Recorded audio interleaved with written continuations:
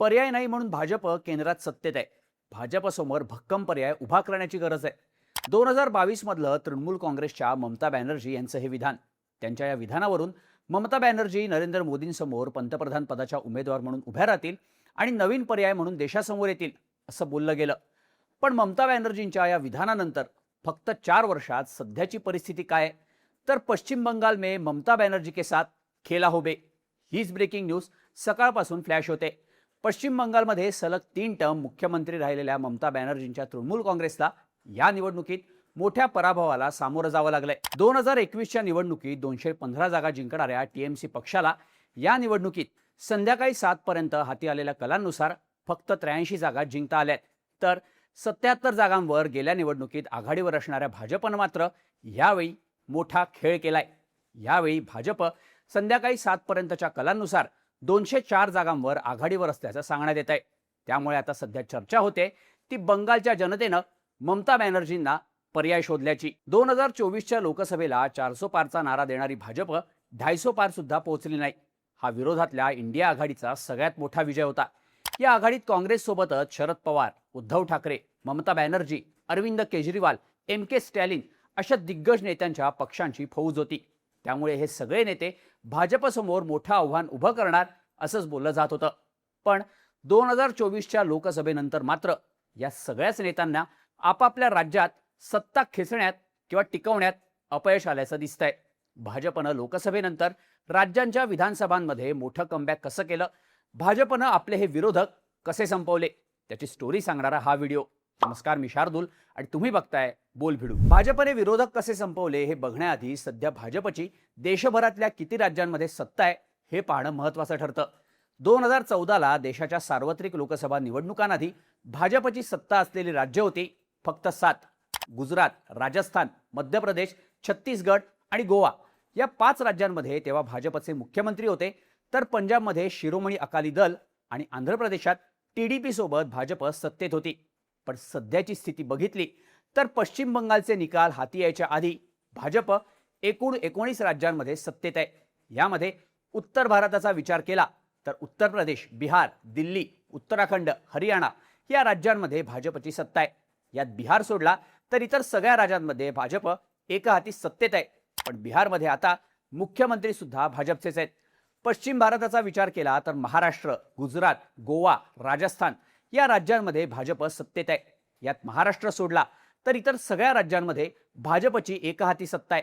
महाराष्ट्रात भाजप मित्र पक्षांसोबत सत्तेत असला तरी महाराष्ट्रात मुख्यमंत्री भाजपचेच आहेत. मध्य भारतात मध्य प्रदेश आणि छत्तीसगड या दोन्ही राज्यांमध्ये भाजपची सत्ता आहे. पूर्व भारतात ओडिशामध्ये भाजपची सत्ता आहे. तर त्यात पश्चिम बंगालचा सुद्धा आता समावेश झालाय. ईशान्येकडच्या 7 सिस्टर्स म्हणजेच 7 राज्यांपैकी आसाम, अरुणाचल प्रदेश, मणिपूर, त्रिपुरा, सिक्कीम आणि नागालँड या 6 राज्यात भाजपची सत्ता आहे. तर आसाम, अरुणाचल प्रदेश आणि त्रिपुरा या 3 राज्यांमध्ये भाजपचे मुख्यमंत्री आहेत. फक्त दक्षिण भारतात भाजपला अजून पाहिजे तसं यश मिळालेलं नाही. आंध्र प्रदेशमध्ये चंद्राबाबूंच्या TDP सोबत भाजप सत्तेत असली तरी इतर राज्यांमध्ये मात्र प्रादेशिक पक्ष, डावे आणि काँग्रेसची सत्ता असल्याचं दिसून येत आहे. त्यामुळे एकूण राज्यांचा विचार केला तर 20 राज्यांमध्ये सध्या भाजपची सत्ता आहे. या सगळ्या राज्यांमध्ये भाजपला टक्कर देणारे खंदे विरोधक भाजपने कसे संपवले ते आता बघूयात. सुरुवात करूया ती सध्या ज्याची सगळ्यात जास्त चर्चा होते त्या ममता बॅनर्जींपासून. 2021 मध्ये भाजपने पश्चिम बंगालमध्ये 200 पारचा नारा दिला होता. त्यासाठी भाजपने ममता बॅनर्जींच्या विरोधात जोरदार प्रचार केला होता. पण त्यावेळी भाजपला 100चा आकडा सुद्धा गाठता आला नाही. भाजपला 77 जागांवरच समाधान मानावं लागलं. तर ममता बॅनर्जींच्या तृणमूल काँग्रेसनं 215 जागा जिंकल्या.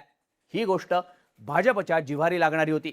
त्यामुळे ममता बॅनर्जींना पराभूत करण्यासाठी भाजपने स्ट्रॅटेजी आखायला सुरुवात केली. ममता बॅनर्जी यांच्या विरोधात 15 वर्षांची अँटी इन्कम्बन्सी तर होतीच, पण भाजपने ममता बॅनर्जींविरोधात प्रचाराची मुख्य लाईन ठेवली ती जंगलराजची. 2024च्या सुरुवातीला पश्चिम बंगालच्या 24 परगणा जिल्ह्यातल्या संदेशखाली गावात महिलांवरील अत्याचाराचं प्रकरण चांगलंच गाजलं. यामध्ये तृणमूल काँग्रेसचा स्थानिक नेता शहाजहा शेख याच्यावर आरोप झाले आणि भाजपनं हे प्रकरण चांगलंच लावून धरलं. ममता बॅनर्जी त्यांच्या नेत्यांच्या आडून राज्यात गुंडगिरीचं राज्य चालवत असल्याचं नरेटिव्ह भाजपनं मांडलं. त्यानंतर 2024 मध्ये आरजीकर मेडिकल कॉलेजमध्ये महिला डॉक्टरवर झालेलं अत्याचार प्रकरणात सुद्धा भाजपने ममता बॅनर्जींना टार्गेट केलं. आतापर्यंतच्या निवडणुकांमध्ये ममता बॅनर्जींच्या तृणमूल काँग्रेसला तिथल्या महिला मतदारांचा चांगला पाठिंबा मिळाला होता. पण महिला अत्याचारांच्या प्रकरणावरून भाजपने ममतांच्या विरोधात जोरदार प्रचार केला. ममतांचं सरकार महिला विरोधी सरकार आहे असं म्हणत भाजपने महिला सुरक्षेचा मुद्दा तापवला. त्यांनी आरजीकर कॉलेजमधल्या पीडित मुलीच्या आईलाच थेट विधानसभेचं तिकीट दिलं.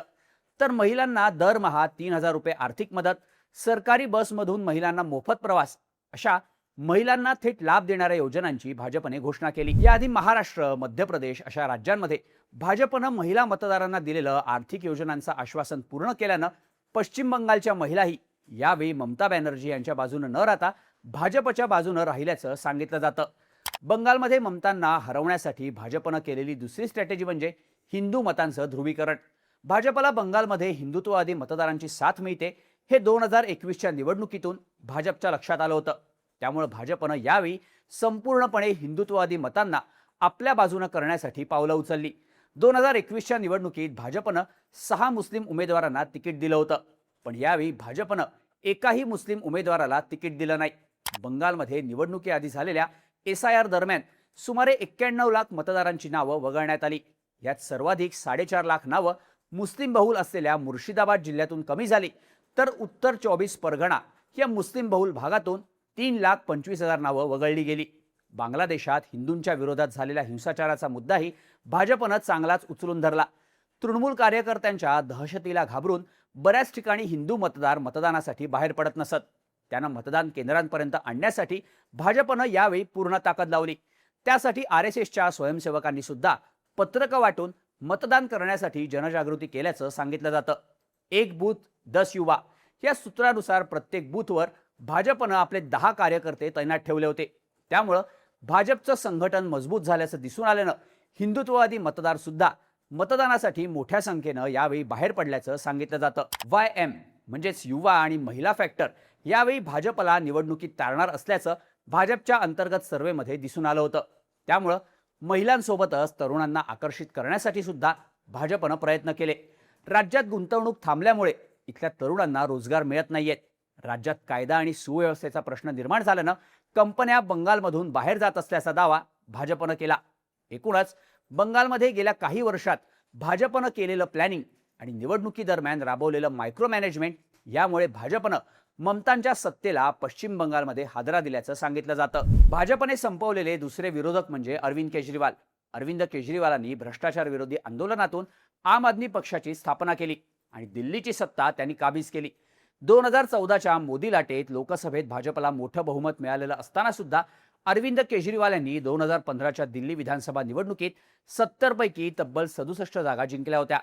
त्यानंतर 2020 मध्ये सुद्धा केजरीवाल सलग तिसऱ्यांदा दिल्लीत सत्तेत आले. त्यामुळे केजरीवालांना रोखण्यासाठी भाजपनं मोठं प्लॅनिंग केलं, ज्याचा परिणाम म्हणून 2025च्या दिल्ली विधानसभेत आपची सत्ता तर गेलीच, पण स्वतः अरविंद केजरीवाल सुद्धा पराभूत झाले. भाजपनं सगळ्यात आधी केजरीवालांची कॉमन मॅनची इमेज बदलायला सुरुवात केली. दिल्ली निवडणुकांच्या आधी अरविंद केजरीवाल यांच्यासह त्यांच्या पक्षातील मनीष सिसोदिया आणि इतर महत्त्वाच्या नेत्यांवर दिल्ली लिकर घोटाळ्यावरून भ्रष्टाचाराचे आरोप झाले. यामध्ये भाजपनं केजरीवालांना सगळ्यात जास्त डॅमेज केलं. केजरीवालांच्या भव्य दिव्य शासकीय निवासस्थानाचे फोटो आणि व्हिडिओ व्हायरल करून भाजपनं त्याला शीश महाल असं नाव दिलं. भ्रष्टाचार संपवण्यासाठी तयार झालेला पक्ष आणि त्या पक्षाच्या नेत्यावरच भाजपने भ्रष्टाचाराचे गंभीर आरोप केले. त्यामुळे अरविंद केजरीवाल यांची मैं हूं आम आदमी ही इमेज पुसून टाकण्यात भाजपला यश आलं. दिल्लीत सुद्धा भाजपनं मध्यम वर्ग आणि महिला मतदार अशा डबल एम फॅक्टरला आपल्या बाजूने वळवून अरविंद केजरीवाल यांना धक्का दिला. दिल्लीतल्या पूर्वांचल भागात असलेल्या 38% मतदारांवर जास्त लक्ष भाजपनं केंद्रित केलं. उत्तर प्रदेश, बिहार आणि मध्य प्रदेशच्या पूर्व भागातले मतदार हे पूर्वांचलमध्ये आहेत. हे मतदार नकली मतदार असल्याचं केजरीवाल यांनी निवडणुकीआधी म्हटलं होतं. हाच मुद्दा मोठा करून भाजपनं पूर्वांचली मतदान आपल्याकडे ओढलं. दिल्लीत मुस्लिम मतदारांनी आधीच्या दोन्ही निवडणुकांमध्ये केजरीवालांना साथ दिली होती, पण गेल्या दिल्ली विधानसभेत भाजपनं दिल्लीत सुद्धा मुस्लिम उमेदवारांना तिकीट दिलं नाही.